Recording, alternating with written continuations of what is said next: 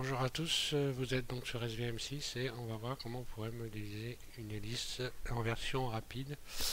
Donc je vais vous mettre donc le numpad parce que tout simplement j'ai un petit souci avec CamStudio qui ne veut pas m'enregistrer mon fichier correctement. Donc vous allez avoir en même temps ici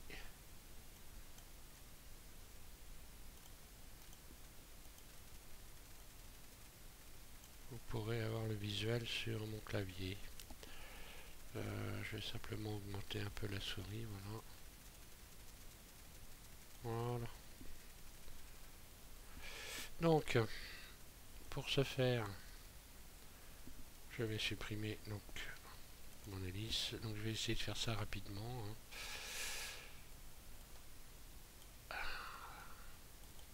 Et de m'exprimer le mieux possible pour que vous puissiez comprendre. Donc, je vais ajouter un cercle qui a 9 côtés. Et dans ce tableau-là, on peut sélectionner le nombre d'arêtes qu'on veut sur son cercle. Il faut avoir un cercle donc, qui a 9 côtés. Ensuite, je vais passer Tab en mode Edit. Je vais sélectionner les arêtes qui sont à égale distance les unes des autres. Extrude surface. J'extrude la surface et ensuite je vais venir ici sélectionner un point de pivot, l'origine individuelle et je vais réduire ceci comme ceci en faisant surface. Ensuite, je vais revenir donc dans le mode barycentre, extrude surface pour créer la pointe de mes pales. Je vais ensuite donc revenir en mode individuel pour réduire cette surface. D'ailleurs, j'aurais dû un peu agrandir ces arêtes là. Ce que je vais faire maintenant, surface, voilà, pour avoir une forme d'hélice comme ceci. Ensuite, je vais donner un angle d'inclinaison à mes pales. Donc, comme ma pale va tourner dans le sens des aiguilles d'une montre, forcément, il faut que je relève ces bords d'hélice de ce côté-là vers le haut. Donc, je vais faire simplement je fais donc, rotation et j'incline mes hélices dans le bon sens. Rotation, là je le fais au pif, mais vous pouvez le faire précisément en regardant en bas à gauche de votre interface, vous avez un numérateur qui vous permet de régler la rotation précisément. Là c'est un exercice de rapidité, donc c'est pas un exercice de précision. Ensuite je vais tout sélectionner et je vais extruder manipulateur flèche mon hélice. Puis je vais donner un tranchant à mon hélice. Et pour ça, je vais simplement faire une rotation dans ce sens-là. Donc je vais l'étirer vers la droite pour pouvoir l'affiner. Donc je vais faire R et toute la surface, je vais l'étirer comme ceci légèrement. Ensuite, on va pouvoir réduire la pointe des ailes. Je sélectionne toutes les surfaces qui sont à la pointe des pales, pardon, pas des ailes. On n'est pas encore dans l'avion et je vais faire donc en mode individuel ici, surface, et réduire la pointe de mes pales, voilà, pour obtenir ceci.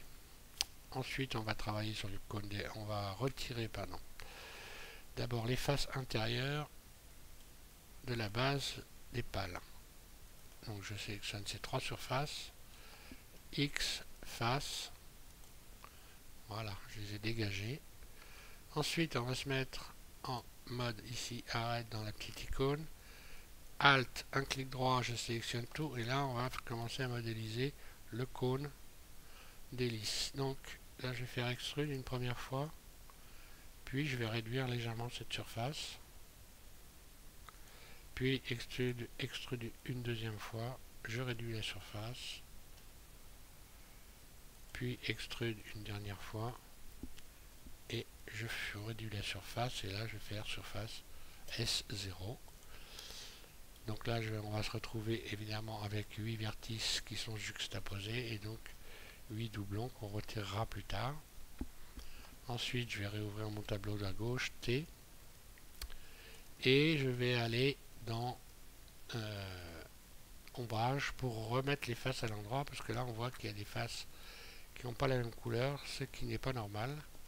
Je sélectionne tout et je vais faire recalculer. Voilà, recalculer. Ensuite on peut repasser à la modélisation. Ici dans le mode arrête, je vais sélectionner Alt, un clic droit, toute la surface de base de mon cône, extrude, puis extrude surface, puis extrude pour faire l'axe, puis extrude surface pour faire le support d'hélice, puis extrude pour faire la base du support. Voilà. À partir de là, on a une hélice. Maintenant, il suffit simplement d'ajouter un modificateur en utilisant la petite clé plate qui est ici et en allant dans subdivision de surface ici. Je vais la subdiviser 3 fois et je vais mettre le rendu à 3 aussi. Ça suffit largement. Ensuite, je sélectionne toute mon hélice et ici, je vais aller adoucir toutes les pales, toutes les surfaces, pardon. Et j'obtiens ceci. Et là, on voit qu'il y a des surfaces qui sont rondes. Donc, on va remettre tout ça dans l'ordre en utilisant des rayons. Là, je fais donc CTRL R pour placer un rayon ici. Un clic gauche, je peux bouger mon rayon, je le ramène vers le haut et là, je recrée une arête qui est un peu plus saillante. Je vais donc mettre un rayon également ici. Puis je vais en rajouter un ici. Et maintenant on va mettre un rayon qui va faire tout le tour ici des pales, de manière à régler le tranchant des pales. Si on regarde, regardez bien à gauche là, vous voyez que les pales elles sont en train de s'affûter quelque part. Donc j'affûte les pales. Je descends mon rayon sans aller jusqu'au bout, un clic gauche, j'ai affûté mes pales, ce qui donne ceci. Ensuite, je vais donc finir la base